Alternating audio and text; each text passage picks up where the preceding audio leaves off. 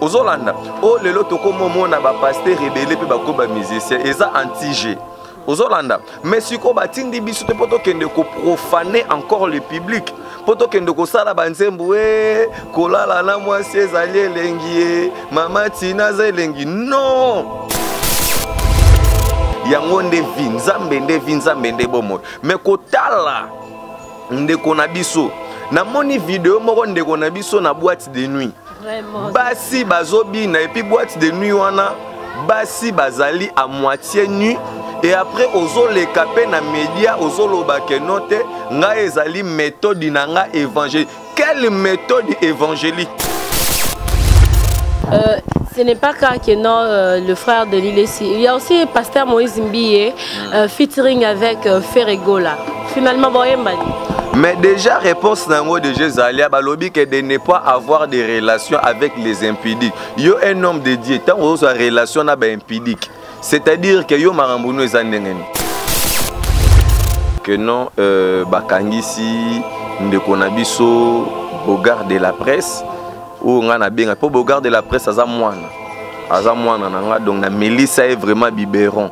Donc na Melissa est vraiment biberon mais lokola aza mwana mongo baza teti alinga ki vraiment ko umela te na maternité ya formation ya marambo itali média yango monya bima prématuré c'est musu na mboko ya Congo Ozolanda babimelele na polémique ya Koffi Olomide so Koffi Olomide chaka ekate tolinga pe toyeba epete et que moi na mobali wana lobby que non te azokende déjà prison makala oui mais ye Bogard azana musicien oyo a défendaka sko musicien wana oyo Bogard a défendaka ba avocat na ye baza wapi ye moko musicien wana aza wapi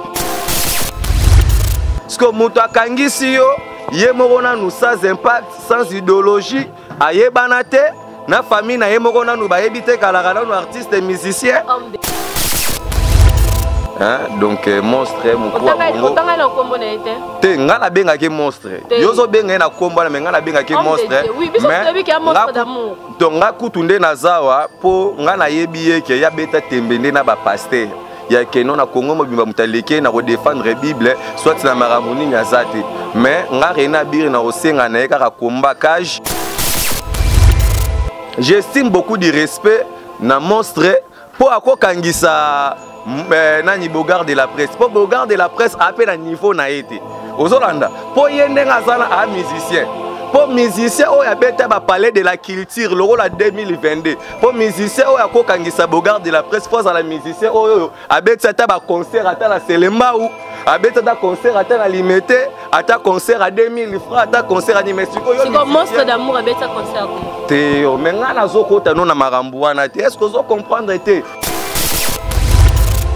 Maman, tout ce qui est aventure, mon souci, on a ko banga mutamukili te. Mutamukili aza mutu na repesa mutamukili respect. Ozolanda loro la papa na biso monstre, a mérité respect mais na ko banga ete. Pas za ne loko bangi sangate.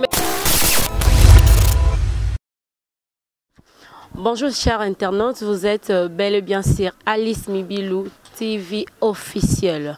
Merci, c'est votre Milkanzeba. Toujours quand on pèse la bino na idéologie, net au côté toujours la maman makambo na biso. Et puis surtout qu'on a au vraiment info vraiment na liboulou makas. Merci beaucoup. Bon s'abonner. Bon s'abonner, bon commenter, bon commenter, bon s'abonner, confiance, biso beto c'est la bino toujours moussa malamu. En tout cas aujourd'hui vraiment eza ya obeba, eza vraiment mabe. Donc aujourd'hui eza mabe parce que dans ma mabe ka eza. Voilà, aujourd'hui je suis pas seule sur ces plateaux, je suis avec un évangéliste, un homme de Dieu. En tout cas lelo eza yinda. Bonjour homme de Dieu. Oui, bonjour Nayo maman et puis bonjour aussi na bande de cognon surtout Bota la biso partout dans le monde et ticket qui m'a en Zambie ezala na banda kuna bango pe na mabota na bango bande ko ba ko excuser pour na lunettes pour naza na matanga naza éprouvé donc lokola komona ni na micro voilà pourquoi tout s'est disposé pour tout lobby là vraiment. Et bah, salutations nangaka mingi na maman Paola Schengen Kilo à Londres, Cordelia Douci Givenchy ya Tembe depuis quelque part maman Mimi Mujeka, maman la Chris Kalanda, bota la biso de partout, maman Céline Mujinga vraiment baza ebele, maman nanga royal qui n'allait les mois si ya mbongo ebele bota la biso. René Abirazali, représentant légal, il y a Église May, mission évangélique d'intercession internationale. Et alors, Bandeko Ebele Baebinga, René Abir journaliste, René Abir évangéliste, et tous allés à Ponakolobele la Makambutu, au Oyambinga pour parler de la culture. Et tout le Bele la paix, Mouké, Oetali, Maloba Nzambe. Merci beaucoup. Merci beaucoup. Avant de commencer, je me réfère mes big dédicaces à Babi Alice Mabilou, la patronne. Hein, de bonnes choses à toi. Bon week-end à toi, Alice, la patronne. Je salue aussi derrière la caméra, je vois mon zesse. Je te salue. Je salue aussi analyseur. Babi Mtatira Olobana défaut. Analyseur, je te salue. Je salue Agence Neverland. Babi Neverland Agency. Pour nous ça, goût na fête nabino anniversaire, mariage. Bablo Rebele, contactez Neverland Agency. Merci évangéliste. Le frère, moi je l'appelle, toujours frère. Frère Denis Les. Pour l'album naï. Et toi qui es un homme de Dieu. Au Kolobani. Bon, au moni camarade, frère, pasteur, non bien père. Denis Lessi, Oapibiso Tutuebi, serviteur de Dieu, et les lots, toujours déplorer le comportement ou toujours mon na média. On ne peut pas voiler les faces, même le païen. Hein, païen, un païen, na terme biblique, selon historique, Israël. Un païen, azali moto oyoyo, azali hors Israël. Azali moto o azali libanda ya Israël, donc un étranger nde tozo benga e païen. Et alors ba comportement païen oyoyo nde konabiso frère nabiso azali ko commettre vraiment ezali ko décevoir biso puisque ba te belé ba bande kondimele la nzambe na ye. Et aujourd'hui ba te belé bazali scandalisé na ba comportement na ba bêtise onde konabiso azali ko commettre vie ya média et surtout na ba lieu public tozo mona na ba boîte de nuit ko sangisa ba fille ba lati ba jipa mikuse ko baluka na sima na bango ainsi de suite. Quelle marque de l'évangile oyo olingi otalisa na biso tozo mona la mission confiée oyo Jésus a confié na ba disciples alobi na bango aller partout dans le monde et faites de toutes les nations mes disciples. Donc Jésus a dit ba disciples atindi biso te poto kende ko sala ba album ozolanda o lelo toko momo na ba pasteur rebelle pe ba ko ba musicien eza anti-G ozolanda mais siko batindi biso te poto kende ko profaner encore le public poto kende ko sala ba nzembo kolala na mwasi ezali elengi mama tina za elengi. Non, c'est du n'importe quoi. Ce sont des aventures. Aux Hollandais, la Bible nous dit on ne se moque pas de Dieu. Voilà. Aux Hollandais, soit tu es de Dieu, soit tu n'es pas de Dieu. Aux Hollandais. Et alors, ce que Monique, vie chrétienne, et ça dit maman, vie chrétienne, oh, Moussala Nanzambe, les Kiata armés. Au Moni Babisoyo, toi, bato kutam susku toko loba pété. Mais tozo ba makamsu to mikoti sa ba discipline, to ndima ta musu ba lelo to souffrir to zanga rapeta musu ba 50 francs, mais to maintenir toujours la vie chrétienne pour te comprendre que yango nde idéologie, yango nde vinzambe nde bomo. Mais kotala nde konabiso. Na moni vidéo moko nde konabiso na boîte de nuit. Vraiment. Basi bazobi na et puis boîte de nuit wana basi bazali à moitié nu et après ozo le capé na média ozo lobake note nga ezali méthode nanga évangélique. Quelle méthode évangélique? Mon frère Lessi, tu es allé au-delà, en dehors de la doctrine. Ozolanda, tu es allé enga ezo salanga pasi bandeko o mususu o bazali ba père ba responsable à église de réveil bazali pe kozwa ba mesure mon côté contenir ba marambo oyo o ezali ba lourde charge ezali ba responsabilité moko boya mabe o ndeko azali ko accumuler azali ko faire circuler. Non, on n'est pas là pour séduire le peuple de Dieu. On est là pour construire le royaume de Dieu. On est là pour diriger le peuple de Dieu vers le Seigneur. On n'est pas là pour diriger le peuple de Dieu vers ba marambo oyo ezangati na ba n'importe quoi. Yo musali na nzambe na milliers, oui, batindi biso pona ko évangéliser, mais tango zo kende, est-ce qu'on peut dire aujourd'hui que notre frère il est un exemplaire? Il n'est pas un exemplaire. Torotanga na makomi po biso to kendara moi moulaï mingite sans pour autant to vérifier que dit la parole de Dieu. Torotanga ngo na mukanda na 1 Corinthiens chapitre 5 verset 9. La Bible nous dit: je vous écris dans ma lettre de ne pas avoir de relations avec les impudiques. Je vous écris, Nanya Zoloba, je vous écris, c'est Paul, qui est en train de s'adresser à ba serviteur, à ba sali nanzambe, na ba oyo bandimele linzambe, de ne pas avoir de relations avec les impudiques. Un impudique, c'est quelqu'un qui commet quoi? Qui commet les péchés. Ozolanda, si on ndeko autant oiseau se permettre au kende na boîte de nuit, c'est pour aller communiquer quoi? Et à la fin, quelle est la suite? Pour vidéo en ekataki, pour ça nango vidéo muta filimaki. Mais quelle est la suite? Ozolanda, mon frère, Jésus-Christ, il est la tête de l'église. Nous sommes membres du corps de Christ. L'église est membre du corps de Christ. Christ est la tête de l'église. Donc la tête est esthétique. Moutou est pour mieux réfléchir. Mais ce qu'on dit moutou, nous autres, Jésus lobby, ce qu'on dit loboko, ezo sala yo scandale, sala nini, kata yango. Pour te dire que bande konyon surtout ba milenge là, ba sala très attention. Na verset 11 balobi, maintenant, ce que je vous ai écrit, c'est de ne pas avoir de relations avec quelqu'un se nommant frère est impudique ou cupide. Et là que sala ndeko na biso c'est la cupidité.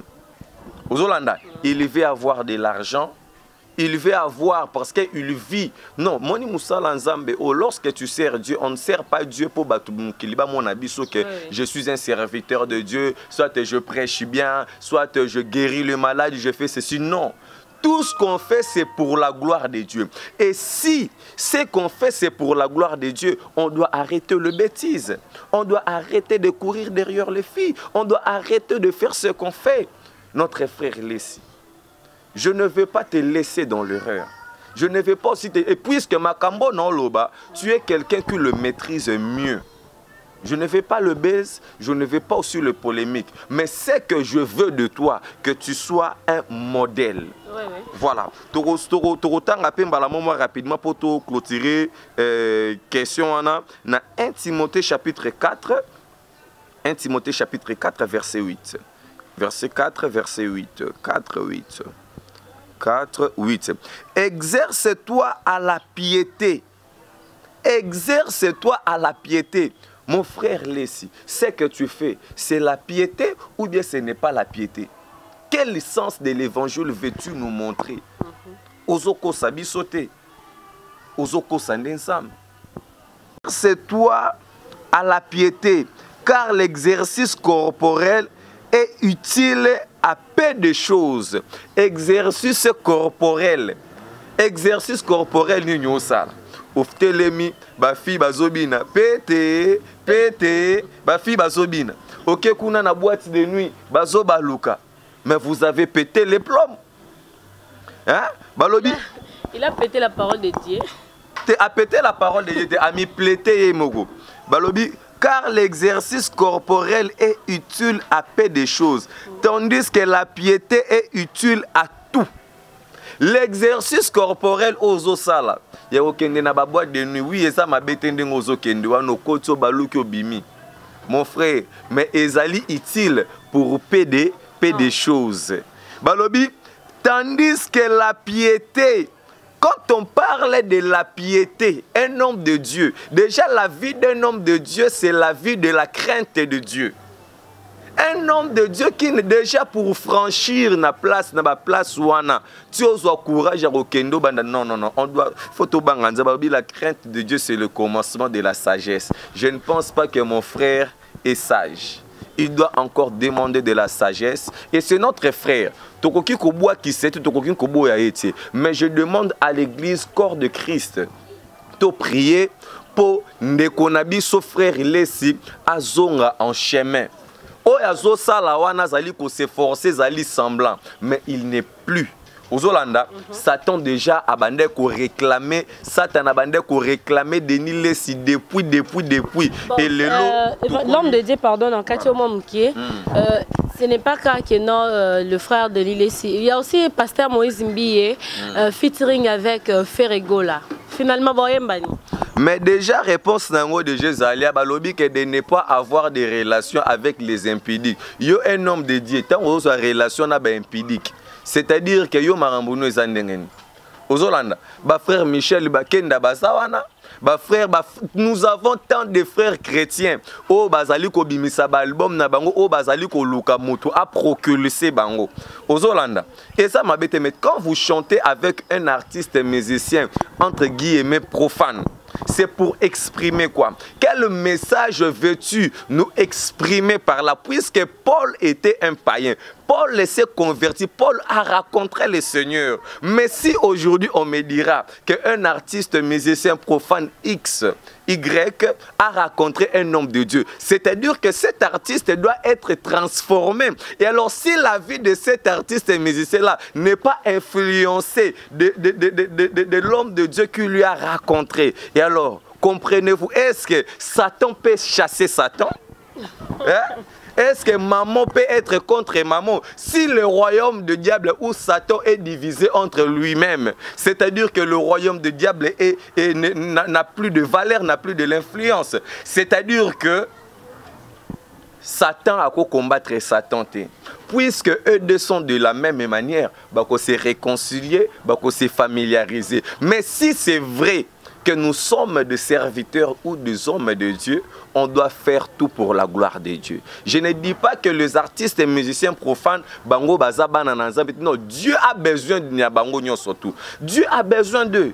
Dieu a puisque la parole de Dieu est annoncée et pour les féticheurs et pour les marabouts et pour ainsi de suite pour se convertir. Mais lorsque un homme de Dieu non tangu Samuel a kei na ndaku ya Isaïe pour chercher David pour awendre. Lorsque Samuel s'avançait, tant où Samuel a côté, la présence de l'homme de Dieu annonce toujours quelque chose. Et alors la présence de l'homme de Dieu, nakati na ba œuvre, mokona batu o bazali profane, ça doit annoncer quelque chose. Et qu'est-ce que ça annonce?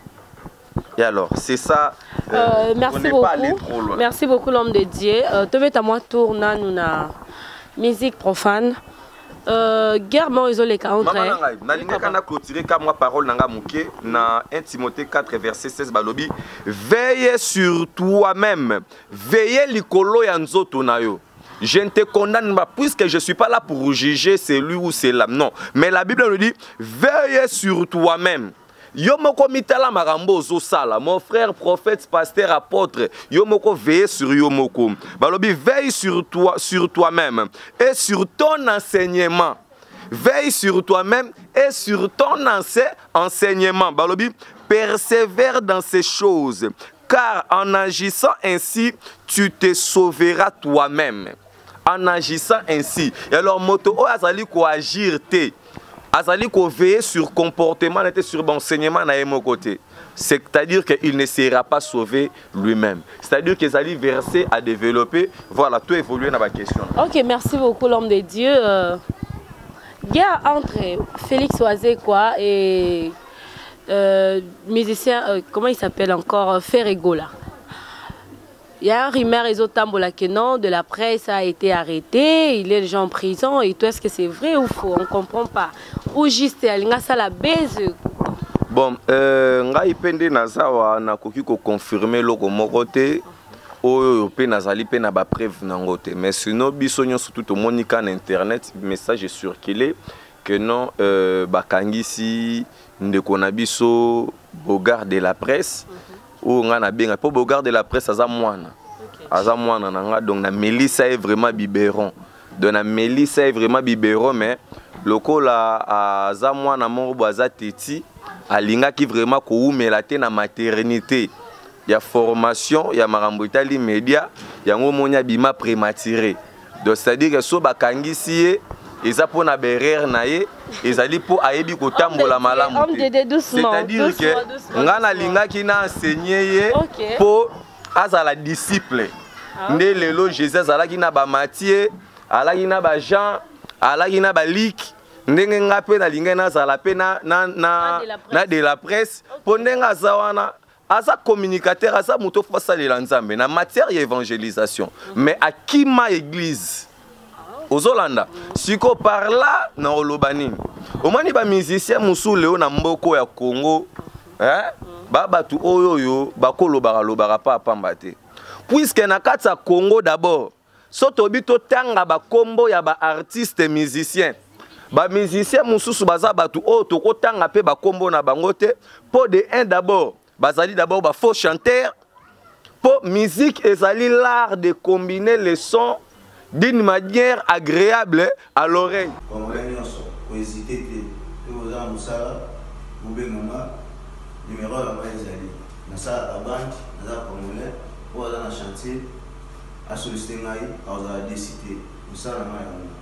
Merci beaucoup, je vous aime beaucoup. Bye.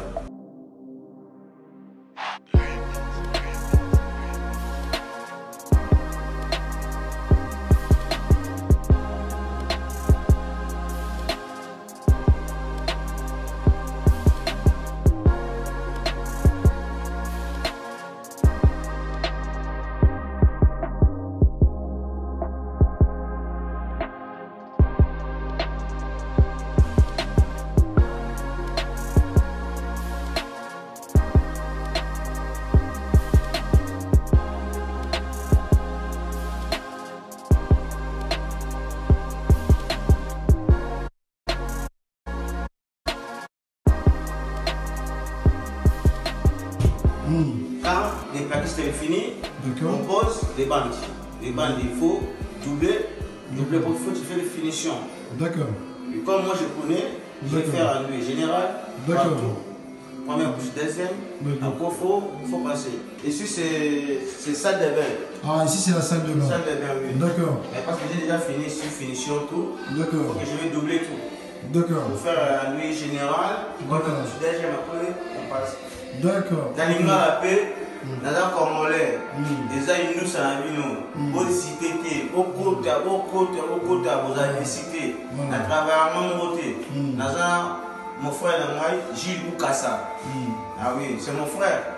C'est vous souvenez que vous soyez. Si, si. Et donc vous avez appuyé sur ma congolais, vous avez décidé. Papier, bon, peine. Congolais et puis tout le monde. Tout le monde. Voilà. Mundele, Nyonso. Voilà. Mundele, Kolo, Nyonso. Carrelage, bande, peinture, anneau. Mais si vous êtes totalement ba musicien mususu, baza ba courageux. Ba mi benga ka ba musicien poto oyo ka bango kaka poto sepelaka kotala bango to mona bango ka lokola caporal Murumba to mona bango ka lokola ba artiste comédien de balika basala ka ba comédie na bango na kati sa musique mais en soi en réalité bana ba musicien te Ozolanda, c'est-à-dire qu'il faut que le ministère de la culture et art batala ba marambu o etali d'abord ba artiste et musicien. C'est que c'est-à-dire faire rigolo à musicien te. Te na lobby be mama na ba musicien belé na kati sa mboko tobi ba tata na bango, tobi ba to ba bimisa bango na kati sa monde ya musique. Ozolanda le rôle nga Rena Birinde naza na père spirituel.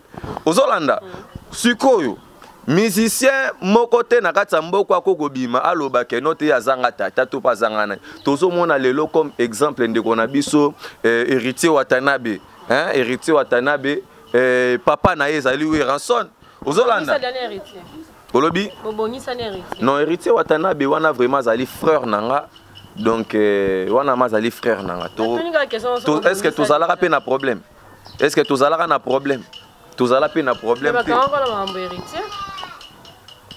Mais c'est mon frère. Bah, okanganga na maramnenga na bakanganga terena birina na mona bureau à la police té. Terena bientôt ça bat. Terena non biso vérité. Rena birina ndenge na bandi média. Na ndenge pe tout calamité non linga déclarer pe faire carrière. Vous comprendre? Faire carrière. Ben oui. Na ndenge ya. Ouais, na ndenge maramba média poto sale belé. De Rena birina no bakanga été. Yango siko so lekelanga. Bana o lorola ba bogar de la presse bakangiye s'occuper bakangiye pe ya solo soki pa finga ki musicien mo besongolo bon o finga ki musicien mo songolo mo ba musicien mususu ba yana banzela ba voix arrière ozo comprendre to zongi na ndenga ta normal ba concert loro les obetama awa soki ya solo yoza papa soki ya solo yoza papa obimisa ba musicien loro la kofelo mide abimisa fali pupa Loro la we rançon abimisa fait regola. Loro la we rançon abimisa hérité, abimisa déplique abimisa fait regola. Loro la nani musu na rotanga kombo. Loro la bana kuta badudu kibinda ko ibazo bima ba sala ba succès. Loro la fabrica abimisa bina filé. Loro la fabrica abimisa pe bina filé. Loro la nga Rena Biri, papa la nga pe le révérend docteur Meshake Mukoko abimisa pe Rena Biri. Loro la analyseur Zappa abimisa pe René Abiri. Ozolanda, siko yebisa ngai. Yo artiste et musicien par exemple cause alola tarabaga na maboko boya maboko emonana. Ozolanda. Par exemple pe ochara na yo pe ba couleur ba teinture ba jaune, so pe ya mauve na ndenge pe ya mbunzu. Siko yo ko kaksa déjà musicien na ndenga ta normal po to na 21e siècle. Ezate suba maramba ba authenticité bando kozongisa ba ba musique ba kala et la ralisu na valeur. Déjà musicien, j'ai vite compris que vous gaulois. Nani? Oza gaulois. Te non, moni Rena Birinde nazawa na ebiso bien na serviteur de Dieu. Naza muta ba maramba musique té. Mais Bogard de la presse azali mwana nanga. C'est-à-dire que Bogard de la presse amutambanga. Te na lobi. Yoka siko côté li Bogard de la presse. Te na côté li Bogard de la presse. Non, écoute, à parlant des gants, je vois directement Félix Oisé quoi. Félix Oisé a accusé personne. Te ngande nazawa. Félix Oisé quoi a lobby bien, a lobby clair que azana problème na fait rigola et non na bagolo. Mama respect d'abord na musali na Nzambe oyambi. Po ndenge zawa omoni même Jésus kitisa ki bangelou ba beta ki ba sodo ba ki kokanga ye. Ozolanda ke ba Pierre abimisa ki pe lichette mbeli akata ki soda moko litoi. Ke ba yo pendengo fandi ya mama po tozo sona musana mais faut d'abord non na respect sona mutu oyo aleki na nu denilesi. Ozolanda. Donc nazo bisa po nga no banga Nzambe.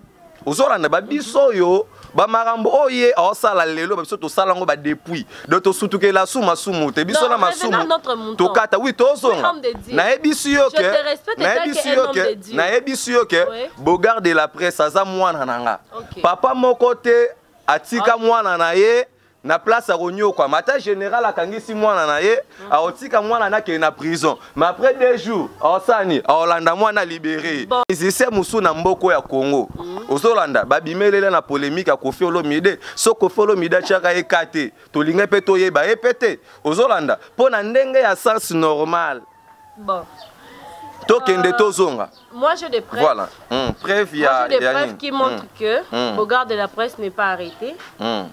Ngapena lobby te kaza arrêté. Non parce que au côté lié déjà que ton fils. Voilà.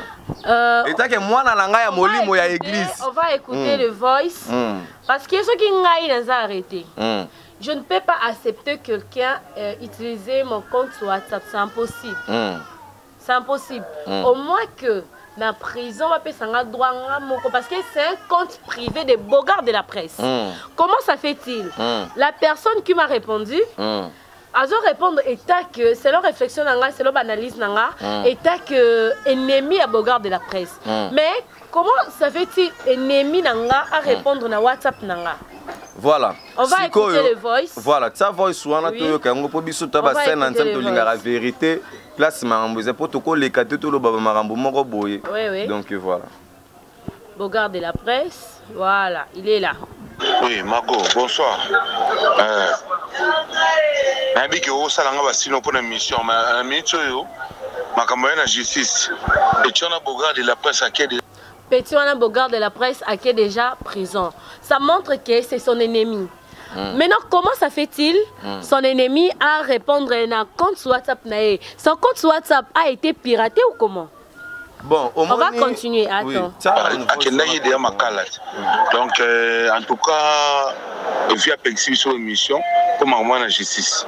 Donc voilà, c'est un peu ça.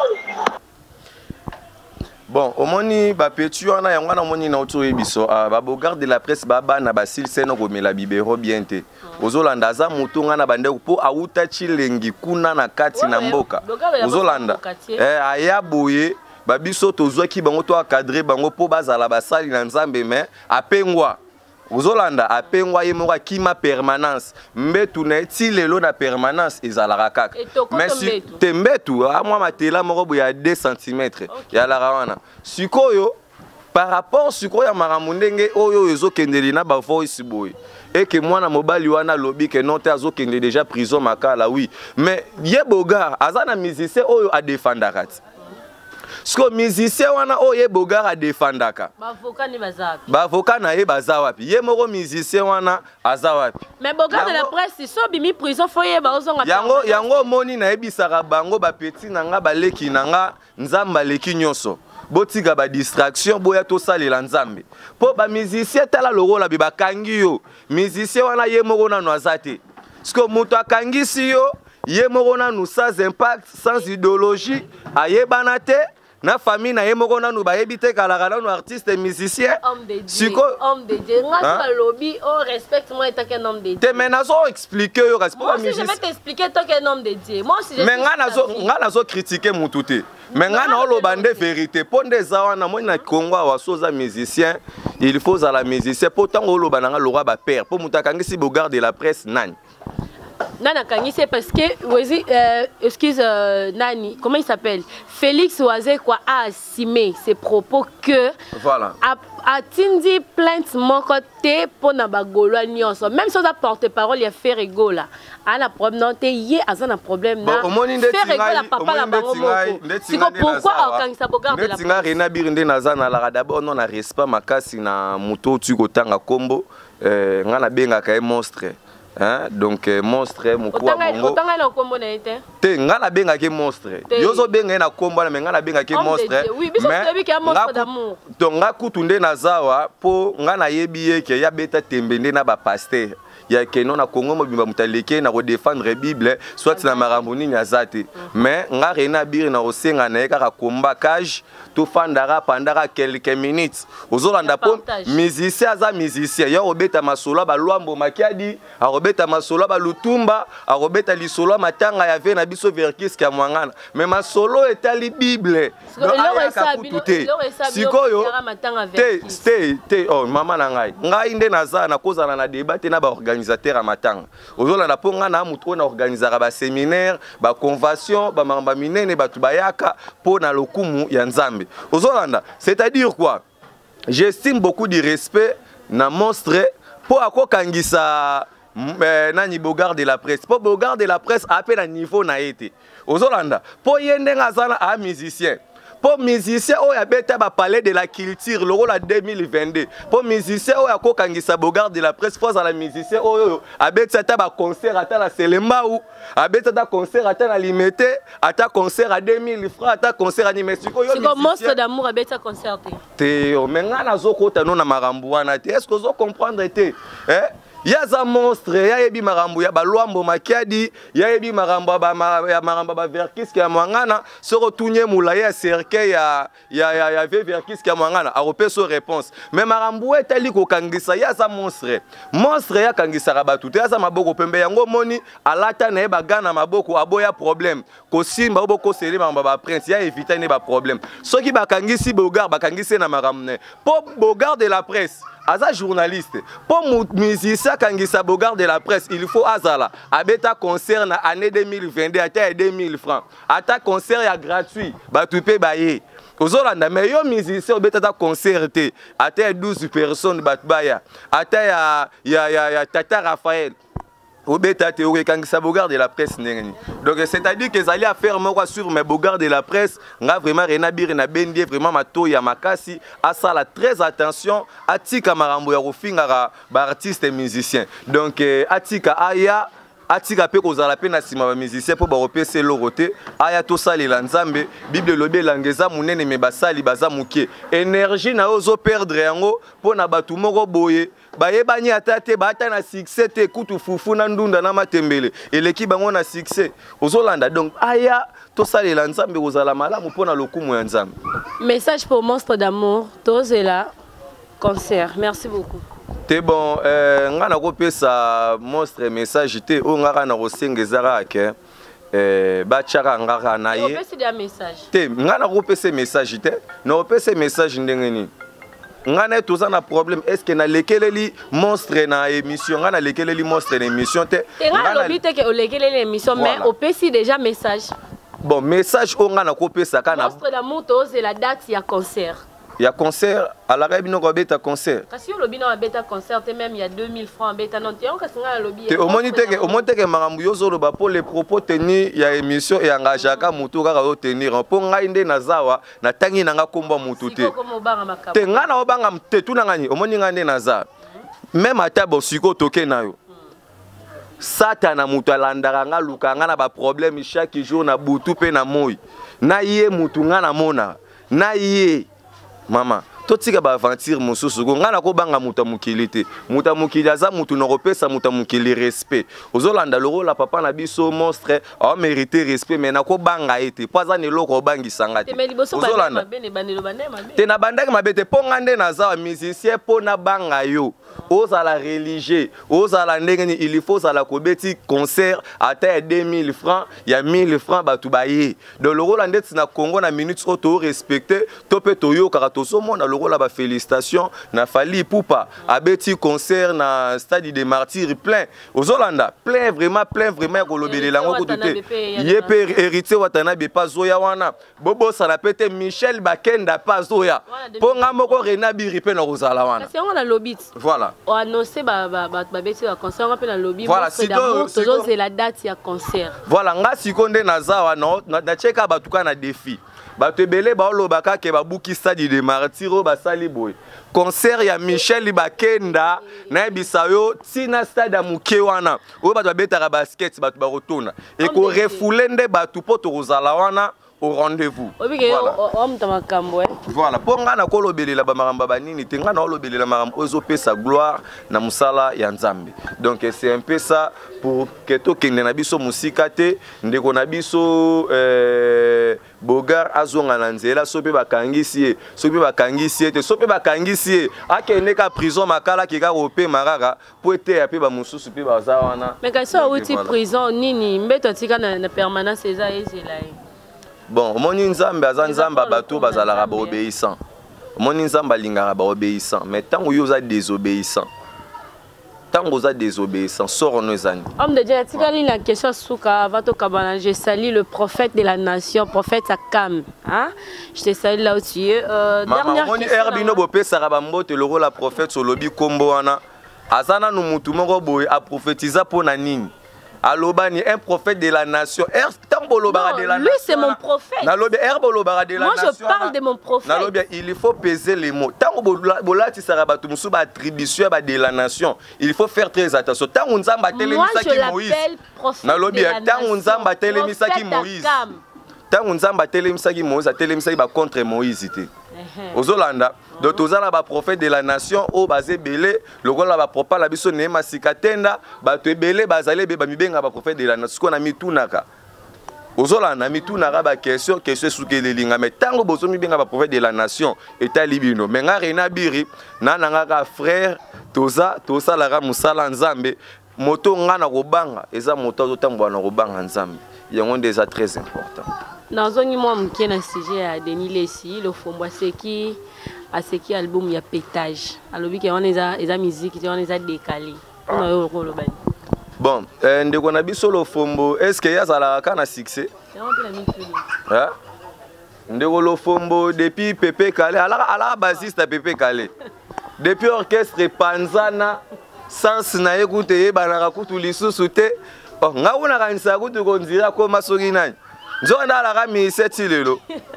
Ah, ndeko na biso vraiment le fombo c'est qui album ya pétage. Mais soki ndeko na biso le fombo. vraiment alobi eza décalé mais ndeko na biso lofombo yazalaka na kati ya masumu yaza vraiment mopagano vraiment ya kati soki amoni yango bongo seke eza vraiment bongo papa na biso lofombo bambote ya trop. Voilà. Merci beaucoup. Nous sommes déjà à la fin de cette émission.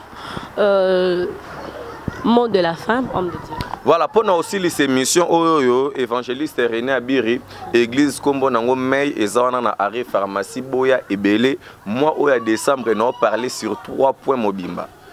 La possession démoniaque, l'oppression démoniaque et l'obsession démoniaque. Bandeko boya ba vérité ezali belé o boko yoka o boko découvrir musali na nzamba zawana René Abiri toza toujours mela toujours na ba prière boya ebelé bozanga toza na ba problème ko banga te benga na numéro au plus 243 82 030 88 80 soit benga na numéro journaliste affiché déjà. Voilà a opé sa yo numéro nangai mobimba po ozala na lisungi ozana ba problème kotala ba maraboute ko kende pa banganga te ba kopeswe lokote benga basali na nzambe o to luka nzambe butu pe mo ba biso to na besoin succès. Succès à solo c'est quand on marche avec Dieu. Si tu ne marches pas avec Dieu, succès o et bi ke ka musanga ba to musu vraiment de otambo no na mukili wana nzambe te.